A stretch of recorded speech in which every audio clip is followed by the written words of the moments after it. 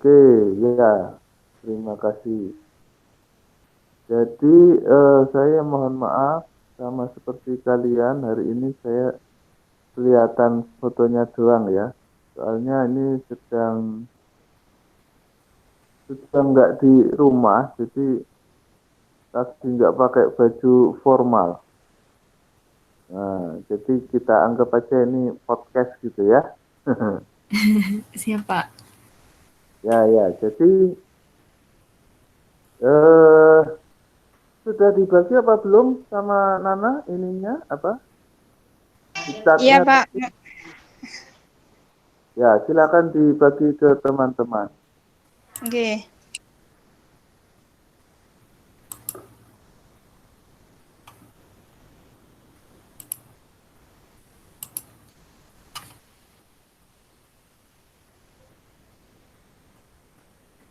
Ya, sambil nunggu mungkin ada satu atau dua orang. Jadi kalian yang cerita sebetulnya yang diperjuangkan kawan-kawan yang demo itu apa ya?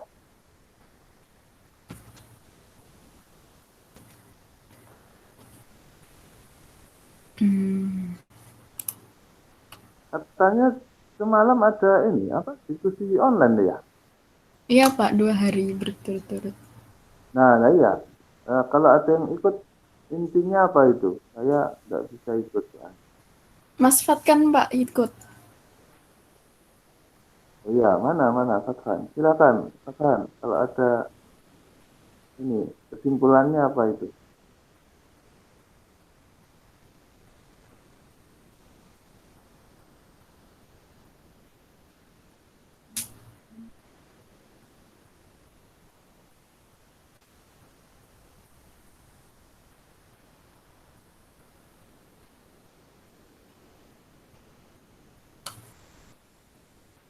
Ya, semoga yang pada ke jalan enggak apa-apa ya. Ini kan lagi musim banyak virus gini.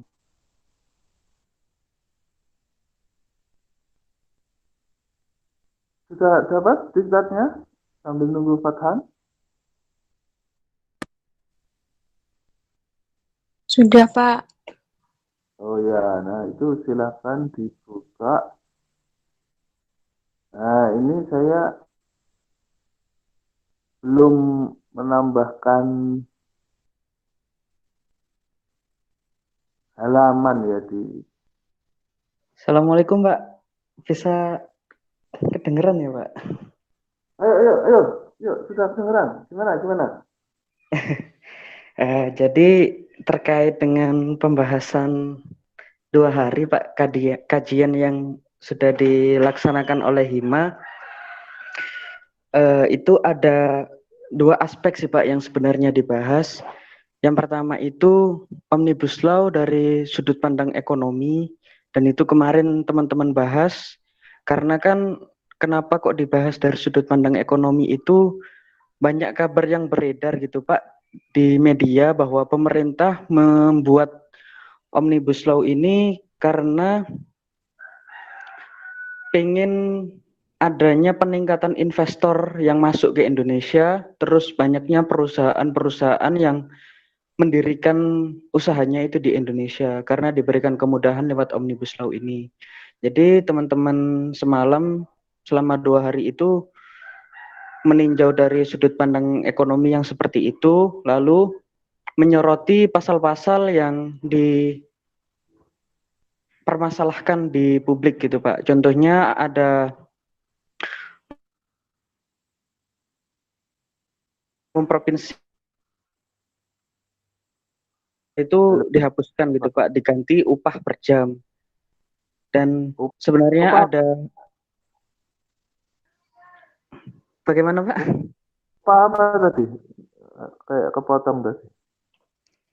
Jadi yang beredar di media itu kan upah minimum itu dihapuskan Pak, upah minimum provinsi, upah minimum kabupaten itu kan dihapuskan dari 33 menjadi 25. Nah itu teman-teman yang semalam di kajian itu membahas kalau pemerintah ibaratnya terlalu ikut campur gitu Pak dengan perusahaan masalah penggajian dan sebagainya itu. Terus bahas masalah pasal 170 Pak, yang pemerintah berwenang membuat peraturan apabila dibutuhkan, kan intinya seperti itu gitu Pak.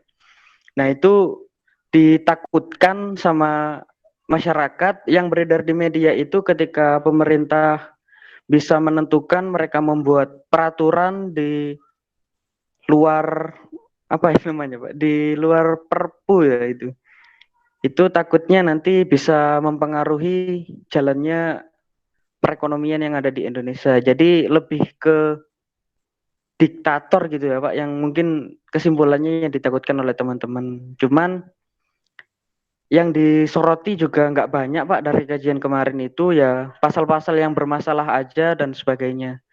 Terus kita juga nggak bisa membahas Omnibus Law ini secara keseluruhan gitu Pak. Jadi kan ada 1.000 pasal lah, sekitar 1.000 pasal atau 1.000 lembar gitu Pak. Banyak banget. Iya, jadi yang dibahas oleh teman-teman itu poin-poin yang beredar di publik dan itu menjadi kontroversi. Terus kita cari dari sudut pandang lain yang menurut teman-teman semua ada hal baik di Omnibus Law ini. Dan semalam Apa itu? itu gimana Pak? Misalkan apa yang ini Oh, yang positif lagi, itu ya Pak? ya, yang lagi rame apa? Kan banyak itu pasalnya. Iya, ya itu Pak, yang lagi rame rata-rata masalah ketenaga kerjaan sih Pak. Tentang penghapusan upah minimum tadi, terus masalah cuti. Jadi kemarin itu beredar luas di masyarakat kalau wanita yang mengandung gitu Pak, yang hamil, terus yang selesai masa nifas, selesai melahirkan itu apa kayak tidak diberikan cuti gitu Pak.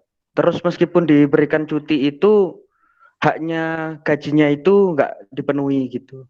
Itu yang kemarin sempat ramai banget Pak di media. Terus ada masalah analisis dampak lingkungan gitu Pak bagi perusahaan yang ingin mendirikan. Jadi ada kemudahan gitu untuk mendirikan perusahaan, dan takutnya kayak di Kalimantan, kayak di Sulawesi itu kan alam itu dirusak gitu Pak buat bangun perusahaan. Dan itu yang rame banget di media kemarin. Itu sih Pak yang buat teman-teman sampai turun ke jalan. Kalau yang ini apa? Kan ada isu, ada salah satu pasal itu yang memungkinkan nanti bisa-bisa presidennya seumur hidup. Itu yang mana ya? Oh, Ada sih? tidak ada Pak kalau itu Pak. Nggak ada. Tidak ada. Yang itu Pak, yang pasal 170 mungkin itu Pak. Jadi pemerintah dalam tanda kutip presiden, wakil presiden dan para menteri itu bisa membuat peraturan di luar Omnibus Law itu apabila diperlukan. Kurang lebihnya sih Oh, kayak gitu Pak. Jadi menurut saya kemarin itu langkah pemerintah ini menimbulkan apa ya Pak, kayak kesenjangan politik gitu. Jadi seakan pemerintah saat ini itu di atasnya DPR gitu, dengan bisa membuat undang-undang seperti itu yang di pasal 170 kemarin itu. Jadi ditakutkan nanti jadi kayak orde baru gitu Pak, terlalu gimana, ngeri gitu. Tapi kalau masalah jabatan presiden saya belum melihat ada perubahan Pak, tetap 2 periode dan 1 periodenya selama 5 tahun, tetap sih Pak.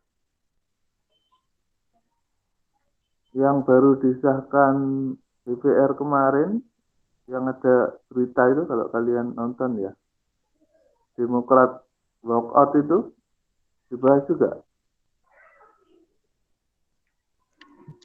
Yang Demokrat, yang fraksi mic-nya dimatikan itu ya Pak. Iya, iya. Terus itu RUU Cipta Kerja apa itu ya? iya. Jadi saat ini yang masih disahkan itu yang hanya yang Cipta Kerja Pak. Kan ada RUU perpajakan juga Pak. Itu Omnibus Law yang sudah disahkan pemerintah ini kemarin di DPR sampai fraksi Demokrat walkout itu yang RUU Cipta Kerja ini Pak. Masih yang Cipta Kerja ini yang sudah disahkan. Masih sebagian ya berarti ya. Iya, yang perpajakan belum disahkan. Tapi kemarin saya dengar kabar berita gitu Pak dari Bu Sri Mulyani di perpajakan itu memasukkan perusahaan digital Pak. Kayak kemarin seperti Netflix, terus ada toko-toko online gitu dari luar negeri itu dipajaki semua Pak. Selama ini kan belum ada pajaknya dan itu belum disahkan karena masih RUU Cipta Kerja yang sudah disahkan saat ini. Oke, oke. Ya, terima kasih Pak San. Mungkin ada yang lain yang ingin menambahkan?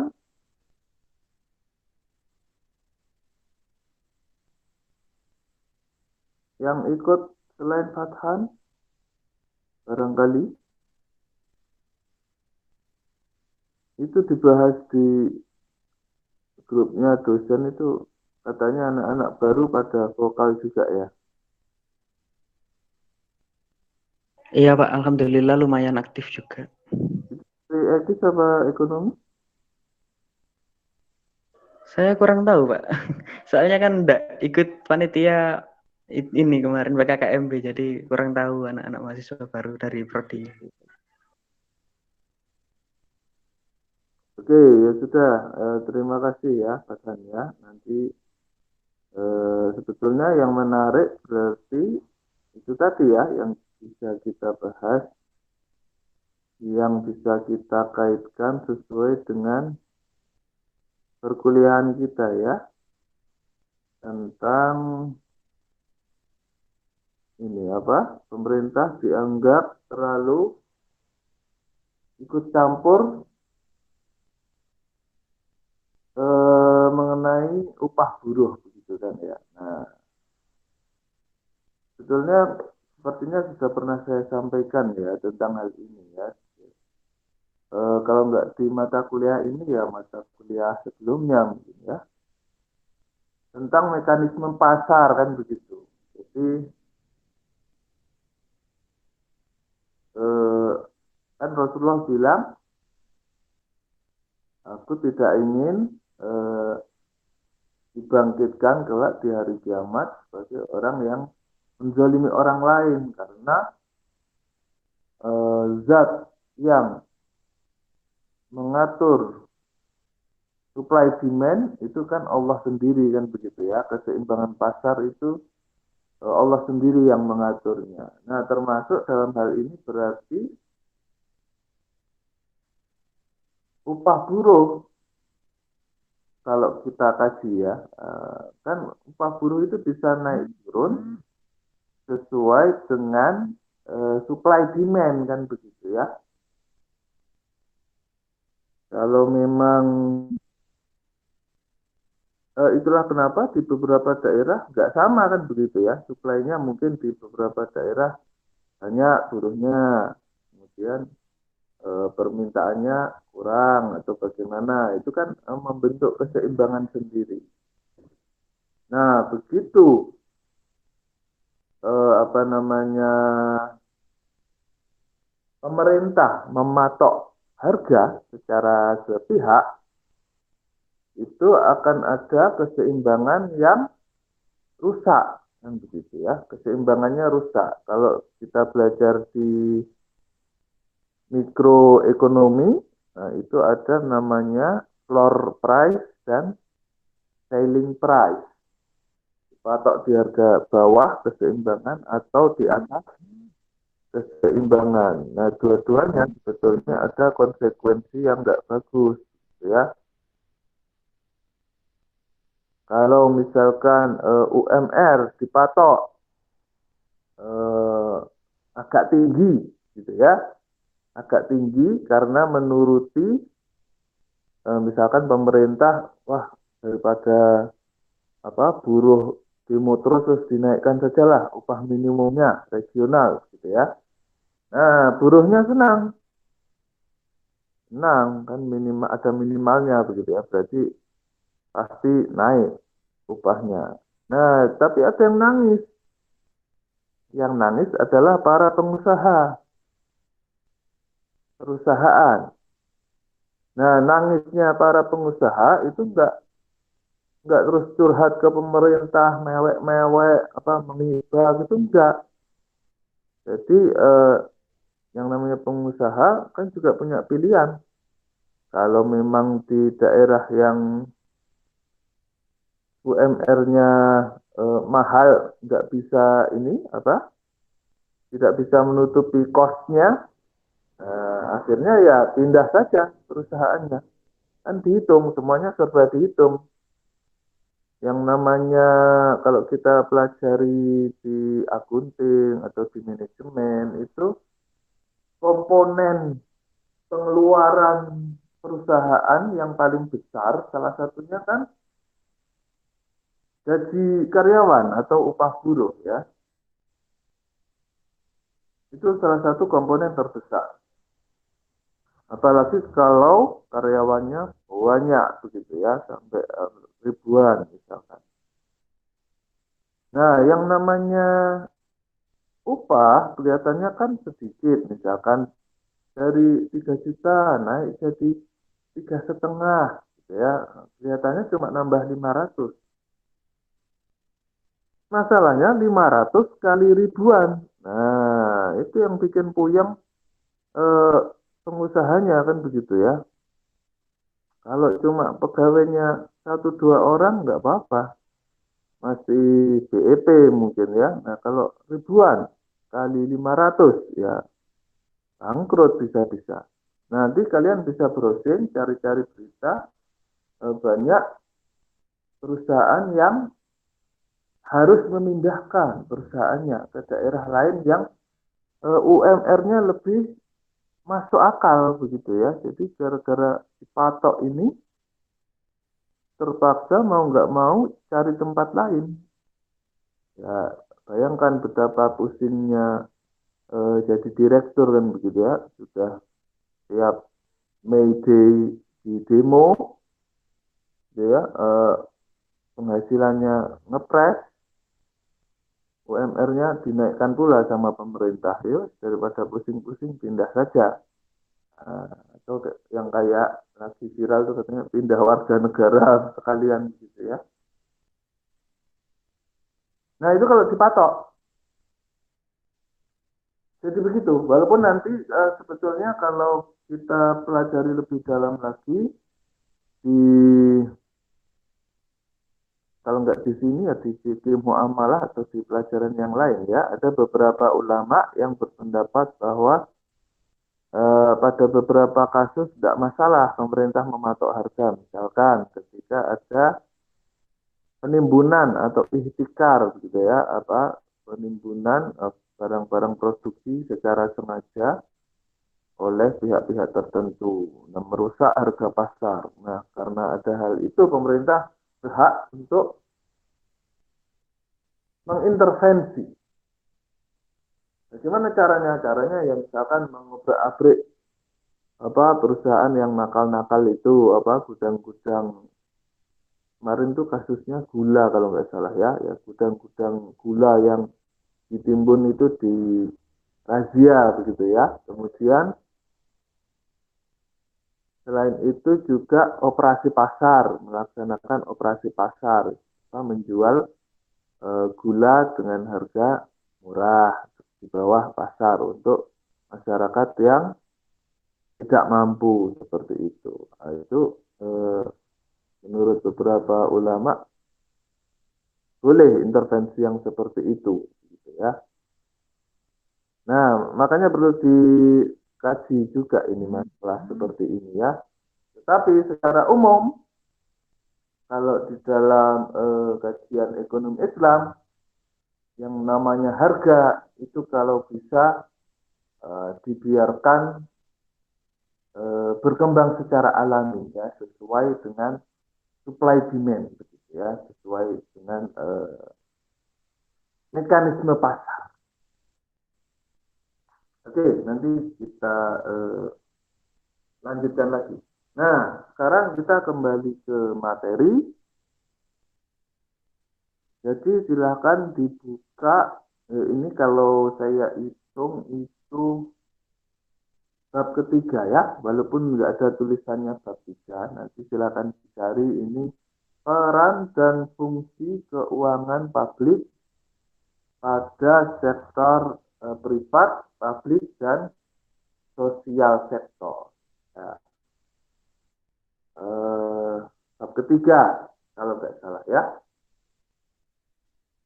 Ini perwakilan kelompok lengkap apa enggak ya? Saya sebetulnya pengen tahu progress reportnya, tugas artikel ilmiah. Lengkap enggak, Nana, perwakilan kelompok? Insya Allah lengkap, Pak. Kalau cuma dari beberapa kelompok pasti ada 1 atau 2 anak yang mewakili. Oke, nanti habis materi saya minta ini ya, progresnya seperti apa. Ya, Baik, Pak. kita mulai. Masyarakat Indonesia masih banyak yang belum mengenal keuangan publik. Nah, apa yang dimaksud dengan publik? Publik berarti berkaitan dengan pemerintah. Berarti keuangan publik ini bagian dari ilmu ekonomi yang mempelajari aktivitas keuangan atau finansial pemerintah. Nah, begitu ya.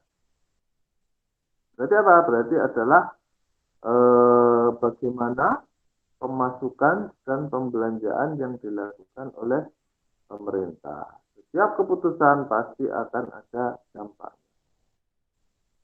Oke, kita lanjutkan. Terus, keuangan negara menentukan nasib negara melalui APBN. Nah, anggaran pendapatan dan belanja negara yang besar. Kalau yang daerah namanya APBD. Ya. Terus kita langsung ke pembahasan. Nah, ini. Ada namanya sektor privat, yaitu sektor swasta. Sektor swasta ini misalkan perusahaan, UKM, koperasi, dan wira swasta mandiri. Sektor privat mempunyai karakteristik tertentu, ya, dan juga memiliki basis penilaian tersendiri, misalkan profesionalisme, prestasi kerja. Nah, sedangkan kalau di sektor publik terkadang masih masih ada senioritas, misalkan begitu ya, senioritas. Siapa yang lebih dulu jadi PNS akan lebih dulu naik pangkat, nah itu senioritas. Kalau di privat itu profesionalisme, nah gitu ya. Tapi kadang-kadang privat itu juga ini karena mereka terlalu bebas ya, terlalu bebas aturannya kan suka-suka mereka sendiri ya, mau bikin aturan seperti apa. Kadang-kadang manajemennya juga kurang bagus, gitu ya. Jenjang karirnya kadang-kadang morat-marit, begitu ya. Kadang-kadang kalau di swasta itu bahkan pernah ada cerita dari OB, tukang bersih, kalau rajin bekerja, banyak pengalaman, lama-lama bisa jadi direktur kan begitu ya. Nah, itu mungkin kalau di swasta bisa begitu, kalau di pabrik kan semua ada aturannya ya. Nah, jadi ada minimal lulusan dari mana, ijazahnya apa, kemudian bekerjanya berapa lama, itu semua diatur kalau di pabrik. Walaupun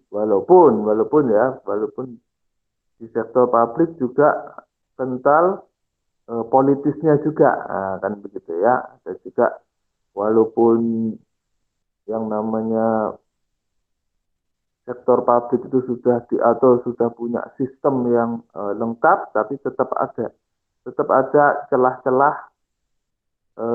politik itu bisa main kalau yang paham begitu ya. Contoh sektor publik yang baik di Jepang, menurut tulisan ini ya. Karakteristik sektor privat. Tujuannya memaksimalkan laba, profit motif. Kemudian sumber pembiayaan dipisahkan menjadi dua, internal dan eksternal. Pembiayaan internal terdiri atas bagian laba yang diinvestasikan kembali dan modal pemilik. Kalau eksternal misalkan dari utang bank, obligasi, surat utang ya, surat utang, dan penerbitan saham baru. Atau kalau kalian belajar pasar modal, pelajarannya Bu Clara itu namanya IPO, kan begitu ya, initial public offering. Nah, kalau yang sahamnya listing di bursa efek, misalkan. Atau kalau kalian Pak Farul, mohon maaf Pak, gimana? materinya itu Pak tidak muncul di layar Pak. Oh iya, memang sengaja tidak dimunculkan, tapi kan sudah di-share sama Nana ya, sudah. Oh iya Pak, mungkin di grup Pak, saya belum lihat. Terima kasih Pak. Oh iya, ya sengaja saya nggak munculkan di layar memang ya, karena sudah di-share, nanti bisa kalian buka masing-masing kan lebih enak ya. Oke, jadi kalau bagi yang ketinggalan, ini kalau di laptop saya halaman 20. Halaman 20 dari 145 halaman ya. Halaman 20. Walaupun nggak ada halamannya sudah dihitung sama Office. Oke. Yang B, sudah tadi yang B ya. Jadi kalau misalkan kalian ikut koperasi, itu biasanya nanti ada namanya RAT begitu ya, rapat akhir tahunan. Nah, itu biasanya nanti kemudian dibahas sama pengurus koperasinya bagi para pemilik saham gitu ya. Bapak-bapak, ibu-ibu, tahun ini alhamdulillah kita mencatatkan laba sekian-sekian. Nah, baiknya bagaimana? Apakah keuntungan ini kita bagi menjadi dividen atau kita simpan sebagai modal agar koperasi kita lebih maju? Nah, itu nanti dirapatkan di rapat akhir tahunan, AT begitu ya. Nah, jadi pemegang saham bisa milih. Oh, ini saja disimpan, misalkan untuk modal. Atau kalau ada yang lagi butuh uang, oh jangan, dibagi saja jadi dividen, misalkan. Ya. Yang C, manajemen pada sektor privat bertanggung jawab kepada pemegang saham dan kreditor atas dana yang diberikan. Kalau sektor publik kan bertanggung jawabnya kepada rakyat begitu ya secara umum. Kalau privat ya bertanggung jawabnya pada owner gitu ya, pada pemilik saham. Kalau perusahaannya besar begitu ya, kalau ada pemisahan antara pengelola dan pemilik atau pemegang saham. Tapi kalau perusahaannya kecil, biasanya yang mengelola ya yang punya modal sendiri gitu ya. Jadi ya nggak suka dia, mau diapakan gitu usahanya. Dari karakteristik anggaran sektor privat tertutup biasanya ya. Biasanya tertutup karena merupakan rahasia perusahaan. Tapi kalau perusahaannya sudah listing di bursa efek, itu biasanya malah sangat terbuka sekali begitu ya, kan pemegang sahamnya dari seluruh Indonesia. Kalau yang perusahaan-perusahaan yang besar gitu ya. biasanya di belakangnya misalkan ada tulisannya TBK begitu ya, PT Telkom TBK, kan berarti terbuka, berarti semua orang bisa beli sahamnya. Gimana caranya beli sahamnya? Masuk bursa efek dulu, beli saham di perusahaan yang terbuka. Nah, kalau sudah perusahaan yang terbuka itu biasanya setiap tahun itu anggarannya dibuka ke masyarakat luas, begitu ya, diumumkan. Nah, sekalian laporan ke pemegang saham yang lama, sekalian juga ngiklan ngiklan biar ada orang yang tertarik ke perusahaan tersebut. Wah, ternyata kinerjanya bagus ini. Ini apa, return on investmentnya segini, wah keren ini. Saya jadi tertarik. Nah, nanti ya beli saham juga. Nah, begitu ya, sekalian laporan, sekalian ngiklan ke masyarakat umum. Kalau negara bagaimana? Negara ya dipublikkan anggarannya, laporan ke DPR, gitu ya kan. DPR itu kan perwakilan rakyat, begitu ya. Semoga betul-betul perwakilan rakyat, walaupun sekarang ini kan lagi wallahu a'lam, begitu ya. Ada yang bilang ya inilah salah lah bahasanya mahasiswa itu ya. Saya takut kalau ngomong kasar-kasar gitu ya. Ya, seharusnya kan begitu ya. Namanya DPR ya betul-betul mewakili rakyat, begitu ya. Jadi kalau pemerintah nggak benar ya ingatkan, begitu ya. Tidak terus takutnya kan begitu ya, ada kong kali kong antara pemerintah dan DPR. DPR, kamu diam saja ya. Saya lagi proyek ini. Kamu nggak usah protes, nanti tak kasih bagian. Nah, kalau begitu kan repot jadinya ya. Peran dan fungsi sektor privat. Sektor pemerintah seringkali kekurangan sumber dana dan sumber daya manusia untuk melaksanakan proyek yang diperlukan. Ya sudah bukan rahasia umum lah, gitu ya. Kalau pemerintah kelihatannya masih kurang guru, gitu ya. Tetapi guru-guru yang honorer kok belum diangkat jadi PNS misalkan. Ya kadang-kadang ruwet begitu ya. Selain karena saking banyaknya orang di Indonesia ini, juga mungkin ada birokrasi yang nggak pas. Perusahaan swasta biasanya dikelola lebih baik dan lebih efisien daripada BUMN. Nah, ada juga yang ngomong ke BUMN itu cuma api perah begitu kadang-kadang ya, untuk mengambil uang sebesar-besarnya begitu ya. Jadi aslinya secara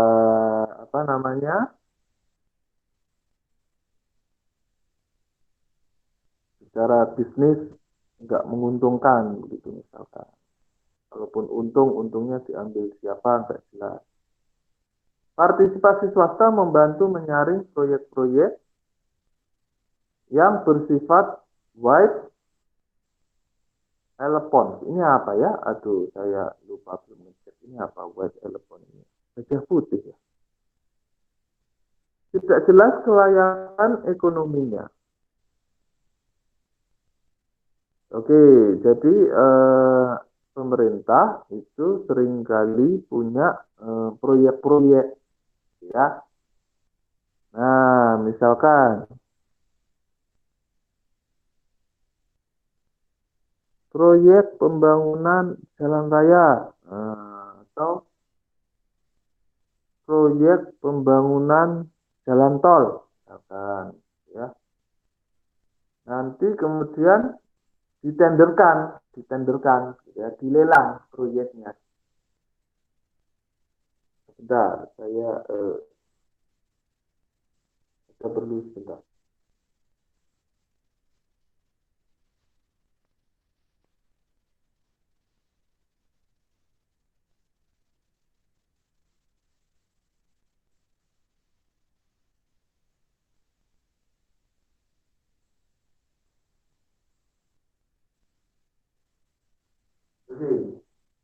Jadi biasanya dilelang eh, pihak swasta yang berebut, gitu ya, berebut untuk menang tender itu kan lumayan itu ya kalau dapat proyek pemerintah. Nah, cuma lagi-lagi begitu ya, katanya korupsi kan sudah mengakar di Indonesia begitu ya. Kadang-kadang ada yang nakal, gitu ya. Ayo siapa yang mau menang tender? Yang pengen menang tender bisa menghubungi saya. Ada fee-nya segini-segini. Nah, silakan kalau mau menang tender. Nah, seperti itu kadang nakal. Nah, itu sudah sering kali terjadi yang seperti itu, konon katanya, gitu ya. Sehingga ya jangan heran kalau misalkan jalan raya baru dibangun, nggak ada tahun sudah bolong-bolong. Nah, atau ada banyak kasus bikin sekolahan nggak berumur panjang begitu ya sampai ambruk mengenai muridnya begitu ya, banyak cerita seperti itu.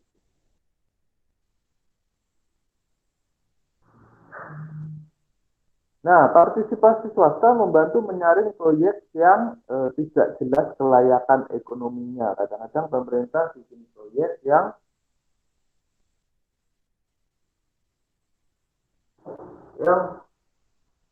secara finansial itu nggak siap, gitu ya, nggak siap untuk dilaksanakan atau tidak bisa memberikan keuntungan secara bisnis.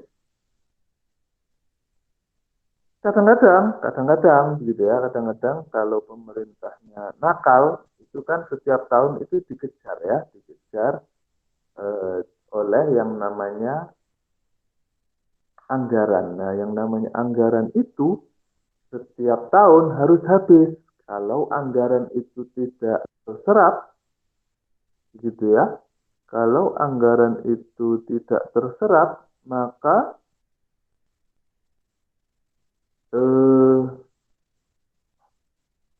apa namanya, tahun depan nggak dapat lagi, gitu ya, atau dikurangi, gitu ya, sesuai dengan yang terserap. Nah, kalau pemerintahnya agak nakal, biasanya, wah tahun ini kita harus menghabiskan anggaran.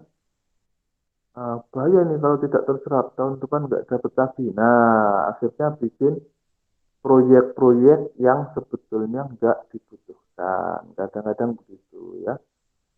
Kita bikin inilah kunjungan kerja ke Pulau Bali misalkan, padahal nggak butuh-butuh amat gitu ya. Nah, untuk menghabiskan anggaran kadang-kadang seperti itu. Nah, swasta itu harusnya paham kalau ada proyek-proyek yang tidak jelas kelayakan ergonominya. Misalkan kemarin yang lagi rame apa itu ya? Kereta api cepat. Itu kadang-kadang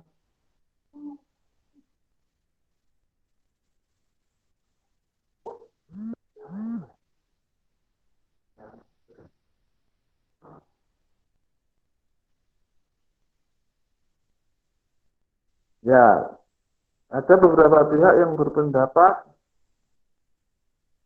kereta api cepat itu terlalu dipaksakan, begitu ada. Nah, begitu ya, karena aslinya masyarakat belum butuh. Nah, itu memang butuh. Masalahnya seharusnya kan swasta ini ya, seharusnya swasta membantu menyaring proyek-proyek gitu ya. Jadi misalkan ngomong harusnya pemerintah swastanya, "Hei pemerintah, proyek ini itu nggak menguntungkan secara bisnis. nanti nggak ada yang naik keretanya. Nah, begitu ya misalkan. Harusnya kan begitu. Cuma kadang swastanya nakal juga. Swastanya ngomong, wis nggak apa-apa pemerintah, laksanakan aja proyeknya. Nanti saya bikinkan kereta yang sangat cepat. Nanti kalau apa masyarakat belum butuh ya nggak apa-apa disimpan dulu keretanya ya kan podo nakali begitu ya. Nah kadang-kadang begitu juga. Penetapan tarif pemakai atau user fee yang dihitung berdasarkan pada biaya lebih mudah diterima secara politis jika penyedia infrastrukturnya adalah sektor swasta. Ini bagaimana ya maksudnya ya?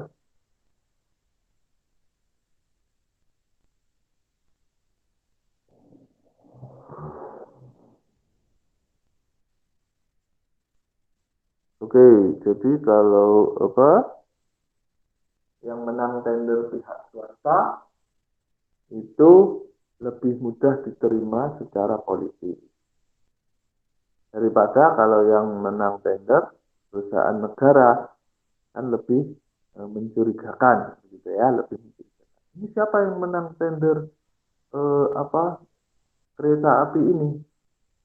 Oh ini PT KAI. Oh jangan-jangan ini ada main ini PT KAI sama apa pemerintah ini yang mau bikin kereta cepat ini. Nah, pasti diadakan. Nah kalau yang swasta menurut penulis ini ya, menurut Sudito ini ya, Sudito apa Sudito ini ya, itu lebih mudah diterima secara politis. Yang menang tender siapa? Oh perusahaan China, PT Tsingshan atau siapa gitu ya. Nah, itu. Oh berarti memang layak dijalankan proyek ini. Menciptakan paradigma baru dalam penyediaan jasa pelayanan infrastruktur, yaitu dari monopoli publik ke suatu model yang kompetitif. Nah, ya, maksudnya apa? Maksudnya misalkan dulu yang namanya apa? Telekomunikasi. Nah, itu dikuasai negara. Nah, yang namanya telepon umum, telepon rumah zaman dulu kalau mungkin kalian ingat atau mungkin belum lahir ya. Nah, itu telepon rumah itu kan PT Telkom itu namanya ya, yang memonopoli PT Telkom begitu ya. Nah, tetapi sekarang ada dibuka peran-peran swasta untuk ikut memajukan telekomunikasi. Sehingga sekarang banyak, nggak cuma Telkom saja, atau yang kalau dalam industri seluler Telkomnya jadi Telkomsel kan gitu ya. Nah, sekarang kan banyak, nggak cuma Telkomsel, ada IM3, ada apa namanya yang baru ini tapi anaknya Telkomsel juga ya, Bayu itu ya. Ada Friend, ada Tri, ada banyak kan sekarang ya. Jadi kalau banyak kan lebih kompetitif harganya. Secara harga lebih kompetitif kalau banyak bersaing. Nah, seperti itu. Dua, sektor publik. Sektor publik berkaitan dengan sektor ekonomi yang menyediakan layanan pemerintah kepada masyarakat. Mencakup militer, kepolisian, pendidikan, kesehatan, dan transportasi umum. Umumnya sektor publik mencakup lembaga pemerintah dan BUMN. Sektor publik ditempatkan di wilayah luar pemerintahan dan di wilayah itu sendiri. Meliputi kenaikan pajak, birokrasi yang berlebihan, dan pemerintahan yang besar. Ini maksudnya ininya ya, apa namanya? Negatifnya begitu ya. Biasanya memang kalau sektor publik itu geraknya tidak selincah swasta, gitu ya. Misalkan dalam hal pengambilan keputusan, gitu ya. Jadi misalkan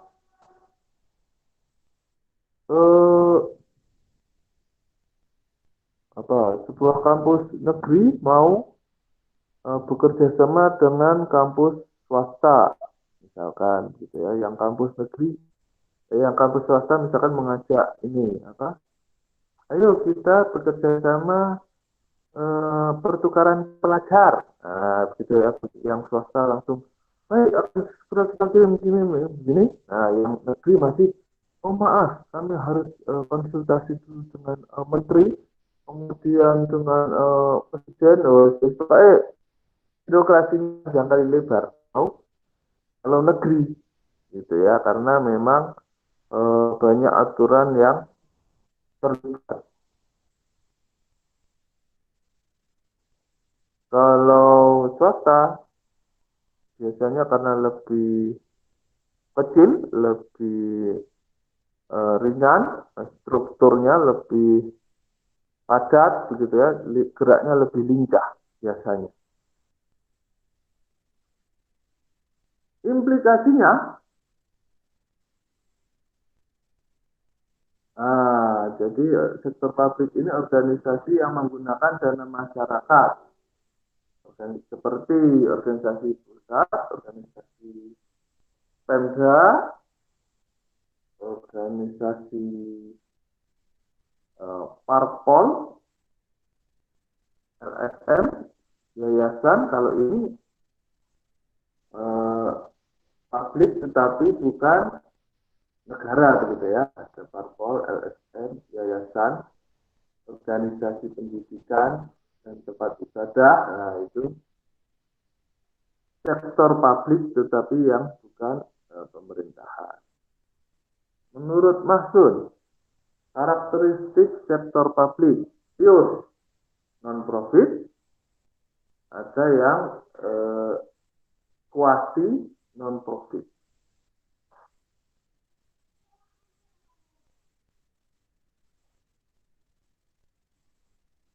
Fungsi dan peran sektor publik.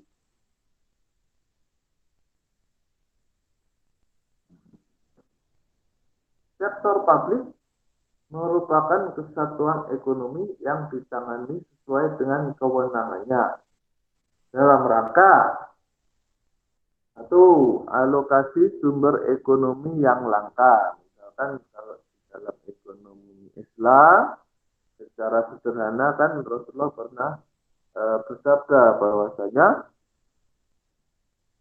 air, api, dan padang rumput itu adalah milik bersama, ya.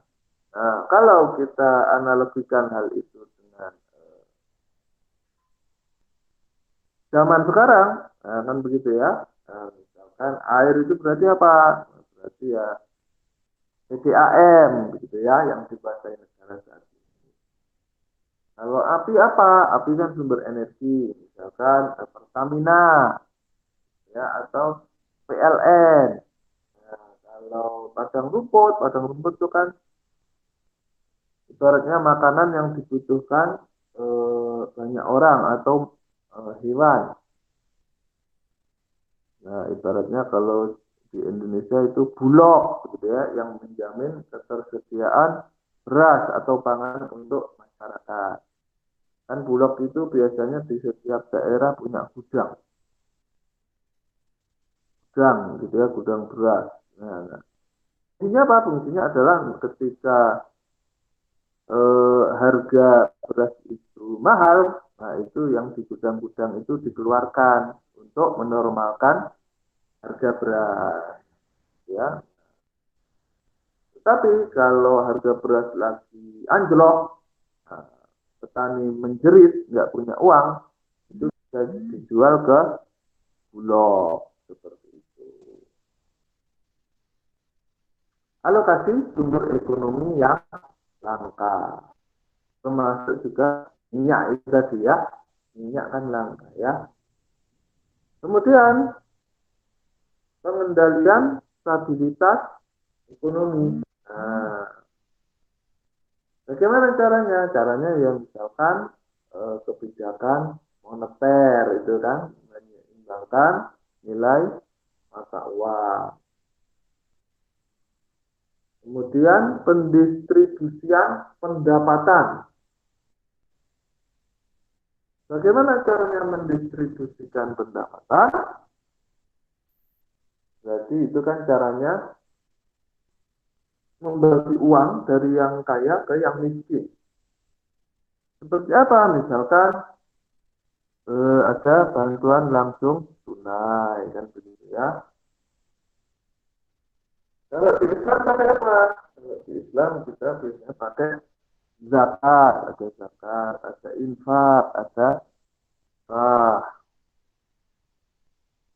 Nah, pemerintah ya seperti itu, atau bisa juga caranya dengan pemerataan lapangan pekerjaan untuk mendistribusikan pendapatan. Yang keempat, menyediakan barang jasa dan publik yang tidak bisa dikendalikan atau diproduksi oleh swasta. Nah, misalkan mungkin karena terlalu mahal, misalkan seperti penyediaan rel kereta api, misalkan ya, dan kereta api itu kan kadang-kadang mungkin modalnya terlalu besar untuk swasta, ya sehingga ini apa namanya pemerintah yang turut campur, pemerintah yang bikin proyek, atau misalkan bikin jalan tol di Sumatera, yang secara ini misalkan secara bisnis kurang menguntungkan, nah sehingga sektor swasta nggak mau. Nah, tetapi pemerintah kan tidak profit oriented kan begitu ya. Jadi misalkan memang tujuan kita untuk membangun jalan tol ini bukan untuk mencari keuntungan gitu, tetapi untuk menghubungkan antara daerah-daerah terluar di Indonesia agar terhubung begitu ya. Nah, proyek-proyek yang seperti itu yang swasta nggak mau ikut padahal penting. Nah, peran sektor publik menjadi sangat dibutuhkan. Peran satu, penyedia pelayanan publik. Yang kedua, penyelenggara pemerintah. Keuangan pada sektor publik perannya jangka panjang, yaitu melakukan penerimaan atau pendapatan dan alokasinya juga, yaitu penerimaan dan pendapatan dari sektor pajak maupun migas dan non-migas.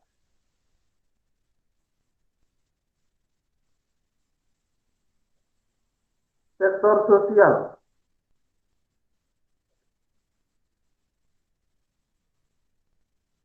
Sektor sosial terkait pada lembaga atau institusi yang tidak berorientasi pada laba, berfungsi sebagai bentuk kepedulian pada masyarakat yang memberikan pelayanan sosial. Sektor sosial biasa disebut sektor ketiga atau informal, yang tujuannya membantu pemerintah mewujudkan kesejahteraan sosial masyarakat. Jadi dibutuhkan keseimbangan dari ketiga sektor, negara, pasar atau swasta, dan masyarakat atau sektor sosial. Misalkan kan begini ya, pendidikan, misalkan ya, kan ini mewujudkan kesejahteraan sosial masyarakat, misalkan kesehatan, ekonomi, pendidikan, dan lain halnya. Misalkan dari segi pendidikan, nah terus pemerintah sebetulnya sudah bikin sekolah di mana-mana, begitu ya, kampus di mana-mana, begitu ya, tetapi karena saking banyaknya penduduk, swasta akhirnya terlibat. Nah, begitu ya, swasta terlibat, ada kampus-kampus swasta, gitu ya. Tapi kemudian ada juga sektor apa namanya sosial, misalkan ada sekolah-sekolah yang memang setengah nggak cari untung, gitu ya. Misalkan ada, kalau kalian eh, dulu yang lagi rame itu, kalau zaman saya itu ada film judulnya Laskar Pelangi, ya gitu ya, bukunya Andrea Hirata itu ya. Itu ceritanya tentang anak-anak kecil di Belitung, mana ya, di mana itu ya, pokoknya kepulauan eh, terpencil gitu ya, Belitung. Nah itu eh, ada sekolahnya, sekolah yang bikin sekolah dari Muhammadiyah. Ceritanya di situ gurunya cuma dua. Nah, begitu ya. Jadi memang walaupun swasta tetapi sosialnya kental begitu ya. Kalau swasta pure kan profit oriented. Nah, tetapi kalau sosial itu ya memang tetap butuh uang ya biar tetap survive, tapi eh, tidak terlalu profit oriented. Jadi ketiganya harus seimbang, negara, swasta, dan sosial. Menurut Michael Hill, penyedia layanan yang bertujuan mewujudkan kesejahteraan bagi masyarakat, ada 4 aktor. Layanan sosial yang diberikan oleh negara, kemudian layanan sosial yang diberikan oleh pasar, yaitu melalui peranan bisnis swasta, termasuk memberikan kesempatan kerja. Kemudian layanan sosial yang dilaksanakan oleh keluarga atau household. Terakhir, layanan sosial yang dilakukan sektor volunteer atau lembaga non-profit. Nah, household atau rumah tangga dan volunteer adalah 2 sektor yang dapat dikategorikan dalam third sektor, gitu ya, sektor ketiga yang memainkan peran sebagai penyedia kesejahteraan masyarakat di samping negara dan sektor swasta, gitu ya. Potensi dalam sektor sosial, ya misalkan kayak tadi itu ya, atau Muhammadiyah bikin sekolah, bikin rumah sakit, teman-teman NU juga bikin sekolah, bikin rumah sakit, gitu ya. Kalau di Surabaya RSI itu ya. Nah, potensi dalam sektor sosial berhubungan dengan kekayaan struktur kelembagaan sosial di masyarakat. Misalkan LSM, ada lembaga adat, ada organisasi politik, sosial, organisasi profesi, kelompok usaha, yayasan pendidikan, lembaga keuangan, BMT, koperasi, dan sebagainya ya.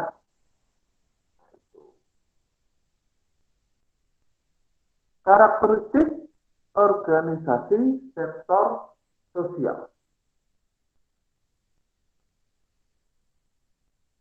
Karakteristik organisasi sektor sosial menurut Priska. Organisasi sosial bukan bagian dari pemerintah, birokrasi atau negara, ya jelas ya. Dalam melakukan kegiatan non-profit, nah, namanya juga sosial. Kemudian kegiatan dilakukan untuk kepentingan masyarakat secara umum, bukan untuk para anggota, seperti yang dilakukan koperasi. Ini kalau menurut Priska. Jadi kalau koperasi menurut Priska ini bukan sektor sosial, tetapi mungkin masuk ke sektor swasta, gitu ya. Peran dan fungsi organisasi sektor sosial. Bentuk partisipasi dan kemandirian masyarakat dalam meningkatkan taraf hidup dan kesejahteraan masyarakat. Kemudian wahana pembinaan dan pengembangan keswadayaan masyarakat. Bentuk dukungan atas perlindungan hak masyarakat, termasuk dari tindak kekerasan, kriminal, dan ketidakadilan. Misalkan kalau dari sektor publik atau negara kan sudah menyediakan kepolisian, begitu ya. Nah, kalau kurang, masyarakat bisa membentuk PAM Swakarsa atau Satpam, Satuan Pengamanan Sendiri, begitu ya. Kemudian ada upaya pendukung aspek kesehatan, ekonomi, politik, sosial, budaya dalam masyarakat. Misalkan tidak bisa berkarir secara politik di pemerintahan, ya mungkin bisa coba-coba berkarir di organisasi politik di luar pemerintahan, misalkan menjadi caleg, misalkan calon legislatif, gitu ya. Ini jadi anggota dewan, itu kan banyak sekarang yang masih muda-muda ya. Foto-fotonya itu masih muda-muda sekali sekarang ya. Nah, mungkin karena ini, menurut saya sih kebangkitannya sejak ini ya, sejak Pak Emil itu ya, Pak Emil sukses itu ya menjadi bupati Trenggalek, habis itu naik sekarang di Wagub. Nah, itu kan masih muda sekali Pak Emil itu ya. Nah, itu terus akhirnya sekarang yang muda-muda pada maju semua. Oke, perbedaan dari sektor privat, publik, dan sosial. Tujuan organisasi, sektor bisnis, profit oriented. Kalau publik, non-profit. Kalau sosial, non-profit dan pelayanan sosial. Sumber dana. Kalau bisnis ya modal atau laba ditahan atau utang atau saham. Kalau publik dari pajak, dari PNBP, penerimaan negara bukan pajak. Retribusi, misalkan kalian masuk tempat rekreasi, itu ada retribusi biasanya. Atau masuk ke pasar, itu ada retribusi. Ada utang negara, kemana utangnya? Misalnya ke IMF. Dan ada bagian laba perusahaan negara, BUMN. Ada hibah, dikasih negara lain. Ada juga penjualan aset. Kalau sektor sosial,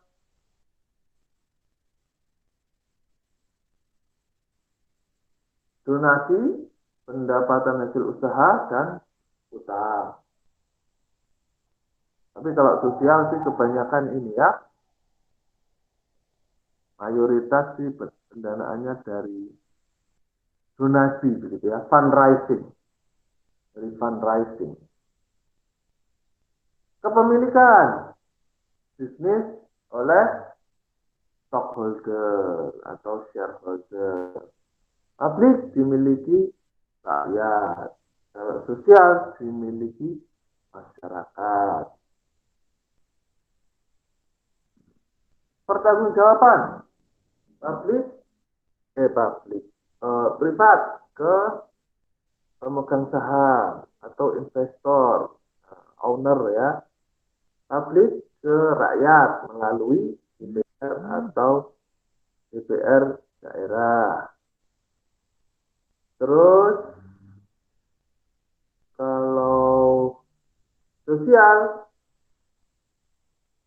pertanggung jawabannya ke masyarakat dan pemberi dana. Struktur organisasi, bisnis, kalau privat. Kalau publik, birokrasi. Kalau sosial, ya sosial. Karakteristik, tertutup. Kalau yang belum go publik. Kalau sektor publik, terbuka. Kalau sosial biasanya terbuka juga, misalkan Lembaga Nurul Hayat atau apa dompet duafa itu kadang-kadang eh, laporan keuangannya terbuka ya diumumkan di koran. Kita pause dulu ya, ada azan.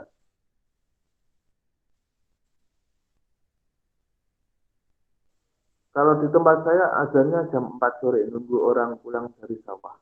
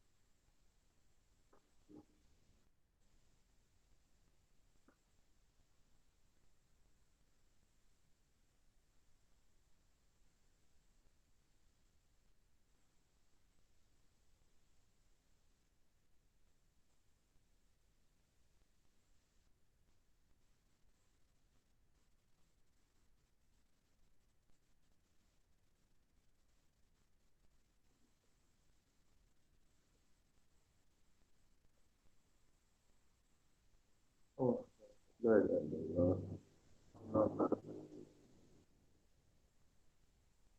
Oke.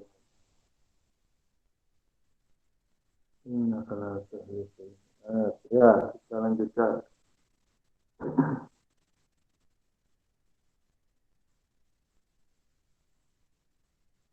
Oh, habis ternyata ya, penutup. Kesimpulan, keuangan publik ini adalah bagian dari ilmu ekonomi yang pelajari aktivitas finansial pemerintah. Keuangan publik ini juga mempelajari proses pengambilan keputusan. Oke. Kemudian, keuangan publik dapat mempengaruhi kegiatan perekonomian nasional melalui kebijakan moneter, ya kan kemarin ya yang sudah kita bahas ya. Kebijakan moneter siapa? Bank Indonesia. Dan kebijakan fiskal. Kebijakan fiskal itu pemerintah yang disahkan oleh DPR. Keuangan publik dibagi menjadi 3 sektor, privat, publik itu sendiri, dan sosial. Kalau privat disebut juga sektor swasta. Sektor sosial non-profit, sektor swasta profit banget, sektor publik ada yang profit, ada yang enggak, tetapi semua tujuannya untuk rakyat. Ya, oke, ada pertanyaan sampai di sini?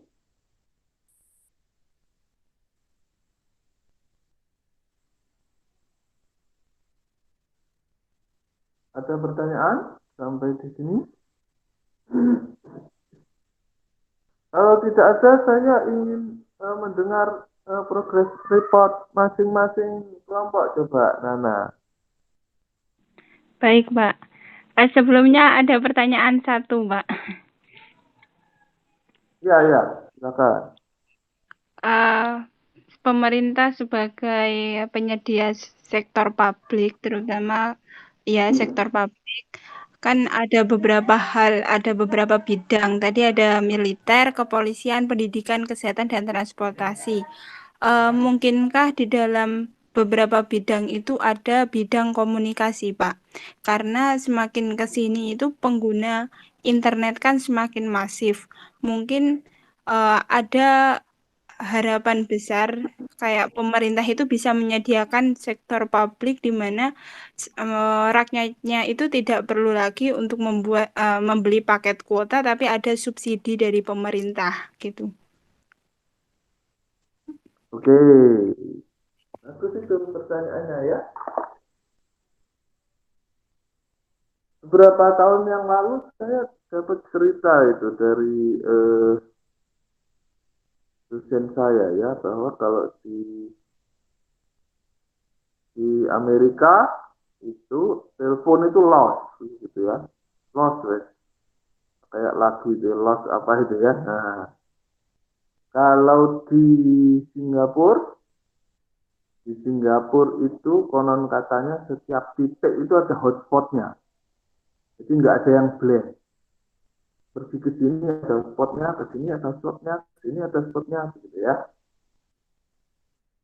Nah, kalau kalian mau nggak kepikiran kuota, sebetulnya kan sudah ada itu ya, paket-paket internet yang masuk ke rumah pakai wifi gitu ya, seperti IndiHome begitu ya. Ada juga kalau di kota itu apa namanya, First Media, ada juga apalagi gitu ya, banyak sekarang. Kalau di kampung sini itu ada juga yang seperti itu, cuman pakai ini. Jadi karena jaringannya masih terbatas ya, nggak pakai kabel, pakai antena yang tinggi sekali, gitu ya. Antenanya agak tinggi, dipasang di atas rumah. Kalau di tempat saya ini kemarin saya masang itu habis 1,5 juta kalau nggak salah ya, antenanya tok itu. Belum langganannya setiap bulan. Tapi kan enak, unlimited gitu ya, unlimited. Nggak mikir kuota. Nah, sebetulnya dulu sektor komunikasi di ini sama pemerintah, sama Telkomsel, tetapi sekarang kan kebijakan pemerintah ini mulai banyak yang ini ya, harinya agak ke liberal begitu ya, agak ke liberalisasi pasar begitu ya. Jadi banyak yang dilepas ke swasta. Nah, tergantung rakyatnya juga sebetulnya ya, tergantung rakyatnya juga. Eh, Apakah rakyatnya masih sanggup dengan ini apa, mekanisme pasar itu? Kalau nggak sanggup, idealnya memang pemerintah membantu begitu ya, kasih subsidi misalkan dalam ini misalkan apa, minyak dan gas itu kan kalau di kota itu kan yang namanya SPBU cuma Pertamina ya, ada Shell, ada SPBU Petronas. Di Jakarta itu macam-macam, di Surabaya juga macam-macam kan, nggak cuma SPBU-nya Pertamina. Nah, cuma di beberapa produk pemerintah masih turun tangan untuk meringankan masyarakat dengan cara memberi subsidi di, di premium kan begitu ya. Kelihatannya kalau sektor komunikasi ini sudah dilepas sih ya sama pemerintah ya, kelihatannya ya. Jadi masyarakat kemungkinan dianggap sudah survive untuk bisa beli pulsa sendiri, kasarnya begitu ya. Nah, cuma yang menjadi masalah sekarang kan eh, bukan soal masyarakat nggak sanggup beli pulsa, tapi karena pandemi ini kan begitu ya. Karena pandemi ini akhirnya mau tidak mau misalkan aspek pendidikan jadi kena kan begitu ya, pendidikannya jadi jarak jauh. akhirnya membutuhkan pulsa lebih dari biasanya. Kalau dalam kondisi normal kan sebetulnya tidak ada masalah ya, mungkin pulsa apa 50.000 sebulan cukup ya, tapi memang kondisi pandemi ini memang segalanya jadi porak-poranda. Tetapi memang itu mungkin perlu dipikirkan ya sama pemerintah. Mungkin salah satunya yaitu tadi pemerintah kasih subsidi kan ya, kasih subsidi bantuan kuota misalkan gitu ya. Sebetulnya istilah kuota, istilah pulsa itu di negara lain nggak ada gitu ya. Jadi istilah kuota, istilah pulsa itu kan hanya satuan-satuan untuk membatasi bandwidth kan begitu ya, untuk membatasi bandwidth. Aslinya kalau mau itu jaringan buka los itu juga bisa. Tetapi kan sektor swasta kan ingin cari untung kan begitu ya, sehingga nggak dibuka los, dibuka dikit-dikit. Kalau mau lebih banyak bayar, kalau mau lebih gede bayar, kalau mau lebih cepat bayar, nah begitu. Kalau mau bisa dibuka los sebetulnya. Seperti pasang wifi sendiri, pasang hotspot sendiri begini kan. Kalau kalian punya anggaran lebih, merayu orang tuamu bisa kan unlimited ya. Itu lebih lebih aman di kantong daripada yang kuota-kuota itu. Itu ya, Nana ya. Halo? Oke, Pak. Ah ya, seperti itu. Ini berarti langsung progres ya, Pak ya? Ya, silakan. Nah, kalau ada pertanyaan sambil jalan ya nggak apa-apa, silakan tanya. Iya. Ya, baik teman-teman, silahkan progres dari kelompok 1 dulu mungkin, silahkan. Ada yang ingin mewakili?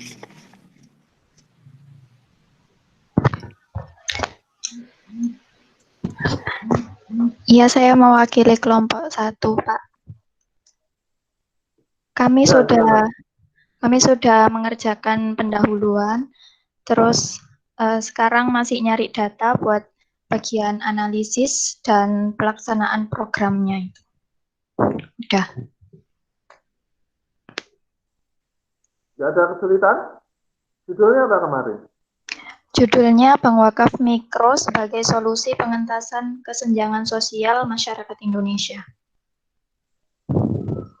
Nggak ada kesulitan ya cari datanya ya? Belum. Oke, alhamdulillah. Terima kasih. Ya, sama-sama. Next. Baik, selanjutnya kelompok 2 silahkan. Baik, Pak. Progres dari kelompok 2 sendiri yakni sudah merevisikan judul. Sebelumnya yang agak panjang. Jadi saya persingkat, Pak. Kami persingkat. Sebentar, Pak ya. Saya bacakan. Judulnya itu peran wakaf tunai sebagai kebijakan dalam situasi multidimensional untuk mengentas kemiskinan, Pak. Jadi di sini yang dibahas itu wakaf tunai. Yang sudah pendek apa yang masih panjang? Yang kemarin itu agak panjang, Pak. Sebentar ya, saya cari. Oh iya, ya wes. Sekarang Oke. jadinya ya. Iya, jadi saya persingkat. Kami, sorry. Iya. Terus? Sudah itu aja. Terima kasih. Progresnya cuma memperpendek judul. Sebentar, Pak, masih ada lagi. Progresnya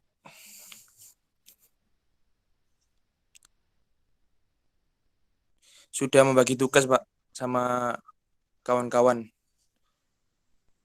Terus juga mencari data. Cuman masih belum dapat poin-poinnya, Pak. Jadi masih bahan mentahan gitu. Oke.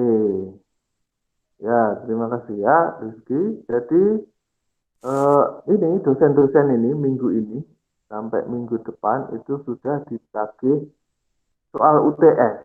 Nah, kalau sudah ditagih soal UTS itu kan berarti sebentar lagi UTS ya.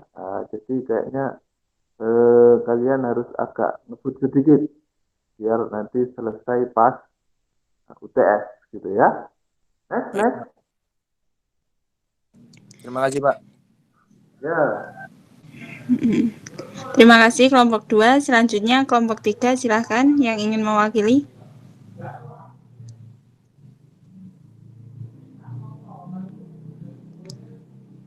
Kelompok 3 ada Lila, Iqbal Hamidi. Ya, Assalamualaikum warahmatullahi wabarakatuh. Saya Waalaikumsalam. mewakili kelompok 3. Ini dari kelompok kami kemarin kan masih belum fokus ke zakat apa. Nah, sekarang sudah fokus ke zakat mal. Nah, kita sudah mencari data-data tentang dari Basnas. Itu untuk progresnya, Pak. jadi judul lengkapnya gimana? Optimalisasi sebentar, Pak.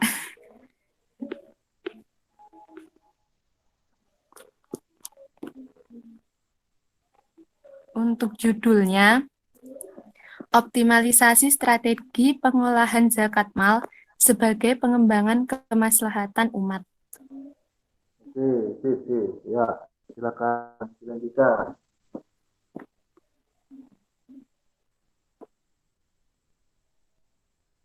Ya, next. Baik, terima kasih kelompok 3. Selanjutnya kelompok 4, silakan yang ingin mewakili.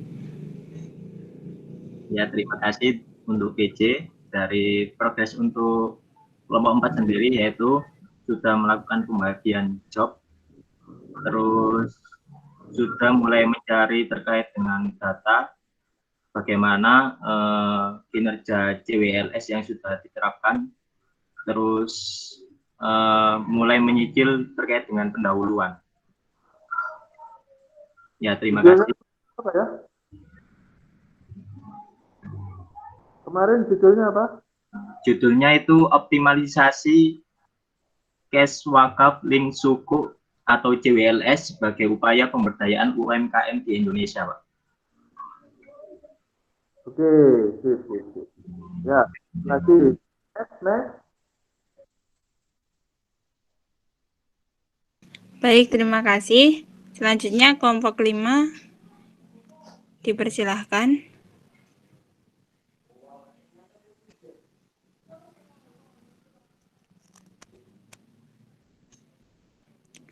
Kelompok 5 ada Ainur, Nikma, Faiza, Ovi, Dimas, Asrofi.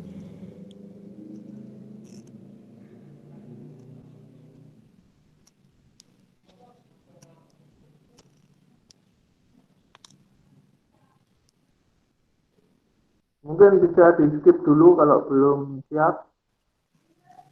Baik, dilanjutkan. Selanjutnya kelompok 6 ada Yuanita, Farah, Rizaldi, Labuh, Dinda. Monggo yang mau mewakili.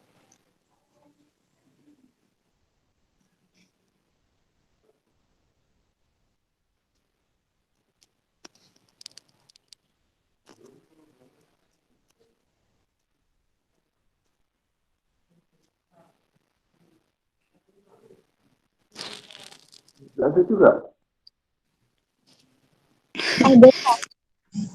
Oh, Ada. ya. Sebentar Bapak. Untuk judulnya sendiri kami ada perubahan, Pak. Judul lama kami adalah optimalisasi zakat produktif sebagai salah satu upaya mensukseskan SDGs Indonesia 2030. Nah, kami mengubah menjadi optimalisasi zakat produktif sebagai salah satu upaya untuk mengentaskan kemiskinan di Indonesia, Pak. Progres kami sudah menyelesaikan di pendahuluannya, Bapak. Untuk kemudian apa? Iya, Pak. Ya, alhamdulillah. Ya. Terus. Kemudian kami sedang mencari data untuk. Namun Pak, dari kami sendiri tuh masih bingung, Pak, untuk metode penelitiannya itu sebagaimana nggih, Pak? Apakah karena kami mencari gimana sih cara menulis artikel ilmiah gitu kan Pak. Terus kami menemukan ada 2 tipe artikel ilmiah Pak, non penelitian sama penelitian Pak. Nah itu yang kita pakai saat ini tuh non penelitian apa yang penelitian gitu Pak. Gimana? Penelitian apa? Yang kita pakai saat ini tuh artikel ilmiah yang penelitian apa artikel ilmiah yang non penelitian. Ya, sebetulnya sih penelitian juga, tetapi kan penelitian pustaka begitu ya, atau namanya literatur review. Jadi kalian nggak harus ke lapangan. Nanti kalau skripsi, baru penelitian beneran turun ke lapangan. Kalau sekarang nggak perlu ke lapangan, cari-cari data aja yang ada, data sekunder ya. Nggak harus nyebar kuesioner, kalau kuesioner itu data primer. Gitu ya, Yanita? Jelas nggak? Bahannya dari jurnal begitu Pak G? Jurnal atau artikel-artikel lain G? Iya gitu. Jadi nggak turun langsung ke lapangan. Oke. Terima kasih Bapak. Ya. Berarti itu di dalam kerangka penulisannya itu nggak usah pakai metode penelitian gitu ya Pak? Bisa juga kan kamu tulis metode penelitiannya Datanya data sekunder. literatur review menggunakan data sekunder kan bisa. Nah, berarti Ya. mirip kayak jurnal ya Pak? Hah? Penulisannya berarti mirip seperti jurnal ya Pak? Ya kan namanya artikel ilmiah kan. Jadi Ya, saya yakin kalian ya Pak, sudah makasih. sudah bisa lah, apalagi Afan kan sudah biasa kan. Nanti kalau kalian terlatih bikin skripsi gampang. Itu ya. Selanjutnya siapa ini Nana? Ya, selanjutnya kelompok tadi yang belum kelompok 4. Silakan Ovi. Ya, progresnya dari kelompok 4 itu kemarin waktu pertemuan pertama pertama apa kedua? Kedua itu diminta untuk mengganti judulnya karena judulnya masih terlalu luas, yaitu potensi siswa sebagai instrumen keuangan publik Islam dalam meningkatkan kesejahteraan umat. Terus udah ACC ke Pak Fahrul lewat chat, itu judulnya ganti potensi siswa sebagai potensi wakaf tunai sebagai instrumen keuangan publik Islam dan dalam meningkatkan kesejahteraan umat. Terus selain ganti judul, progresnya kita masih mencari-cari jurnal, mengumpulkan jurnal dan memilah-milah data. Itu. Oke, ya, terima kasih. Selanjutnya. Terima kasih. Baik, terima kasih. Selanjutnya kelompok terakhir yaitu kelompok 7. Silakan. Ya baik Pak, saya perwakilan dari kelompok 7. Jadi sejauh ini kami itu masing-masing masih mencari artikel terkait dengan tema yang kami angkat dan sudah menemukan beberapa referensi di mana kelompok kami itu juga sudah memutuskan bahasannya nanti itu kayak kajian sejarah Baitul Mal dari masa ke masa, terus nanti dikaitkan dengan bagaimana Baitul Mal di zaman sekarang. Ada atau tidak gitu. Oke, kalian mengkajinya nasional apa internasional apa regional? Nasional atau internasional gitu tak Pak? Iya. Nasional. Hah? Untuk nasional. Yang dikaitkan dengan Baitul Mal zaman sekarang itu nasional. Oke, nasional. Ya nggak apa-apa. Ya. Cari-cari ini sumber. Sudah lagi cari-cari sumber, masih ngumpulin sumber. Oke, ya segera diolah kalau begitu ya. Ya Pak. Ya, terima kasih. Sama-sama Pak. Masih kurang satu kayaknya tadi Nana. Ya, ada yang dilewati tadi? Sudah Pak, sudah 7 kelompok. Oh sudah? Iya, sudah. Oke. Ya sudah, kalau begitu masih ada pertanyaan terkait materi hari ini? Insya Allah sampun, Pak. Sudah ya, yang kelas tadi pagi saya juga nggak bisa ngajar karena ada pesan dari Pak Wadek 3, Pak Coy, anak-anak wajib mengikuti kegiatan apa itu tadi ya? FE Syariah apa ya? Ya, Siar, FE Pak. Syariah. Itu siapa yang ngajain ya? Apa Hima atau siapa yang mengajarkan? Nggak tahu. Oh, BI dan IAEI. Oke. Kalian nggak ikut tadi pagi? Tadi Ikut, Pak. Ikut ya? Ya. Oke, ya. Nah, tapi alhamdulillah kalau yang sore masih bisa ketemu kita ya. Yang tadi pagi drop jadwalnya. Ya, kalau tidak ada pertanyaan, kita akhiri dulu perkuliahan kita hari ini. Semoga ada manfaatnya. Terima kasih atas perhatiannya. Kita akhiri dengan doa akhir majelis. Subhanakallahumma wa bihamdika asyhadu an la ilaha illa anta astaghfiruka wa atubu ilaik. Wassalamualaikum warahmatullahi wabarakatuh. Waalaikumsalam warahmatullahi wabarakatuh. Assalamualaikum warahmatullahi wabarakatuh.